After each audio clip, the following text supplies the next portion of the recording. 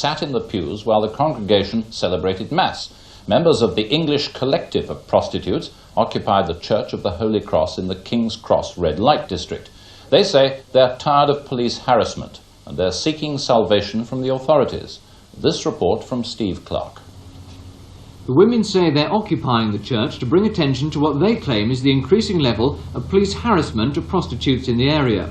Wearing masks to protect their identities, they went ahead with an early morning breakfast and announced their intention to stay put. Well, a number of women came into the church after the evening service and explained to the vicar what the situation was and said that we were going to stay until we had seen the people that we were asking to see and until we had some guarantees that the situation would change. Close to the church is Argyle Square, a favourite haunt of prostitutes. The police say they've not received any official complaint about harassment, but the vicar of Holy Cross, who lives in the square, says the girls have a right to make their protest.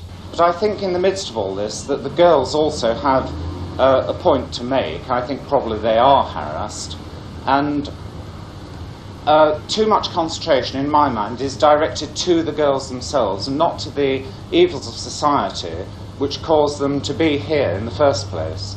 Father Richardson says the women can stay at the church providing they don't disrupt services. At lunchtime he nervously put his stand to the test as he waited for parishioners to arrive for Mass. I'm not in total control of the building. Does this mean you're saying now that the women in fact are controlling the church? I think we're controlling it jointly, by consent, mutual consent. How long do you see that situation lasting yourself? Until one of us gets tired of it. All four of the lunchtime congregation were duly let in by the women, who then firmly locked the door on newsmen. Father Richardson later announced the group had been respectful throughout the service. So it looks tonight as if the English Collective of Prostitutes will continue their sit-in with the tolerance, if not the blessing, of church authorities. Steve Clark in King's Cross for Thames News. By a group of women demanding rights for prostitutes. The protesters, who've donned black masks for fear of being recognised, claim that prostitutes working in the King's Cross area are constantly harassed and victimised by the police. The vicar, Father Trevor Richardson, has so far backed the protest, and so has the Women's Committee of Camden Council. But this sympathy isn't shared by the Holy Cross congregation, who on Sunday had to worship in makeshift surroundings. And as the 5-day protest has continued, further criticism has begun to develop over the fact that not all the women sitting in are in fact prostitutes. Some are long-time feminist campaigners and have been accused of doing the prostitutes of King's Cross more harm than good. Now, Selma James, you are leading this protest, and you're No, not I'm not well, you're one of the leaders, and you're very heavily involved. Now, you're not a prostitute. How do you know? You make it sound like that's a crime. I'm just stating the case. Yeah. How do you know, since you aren't a prostitute, what the prostitutes of King's Cross really want? Because they say so all the time.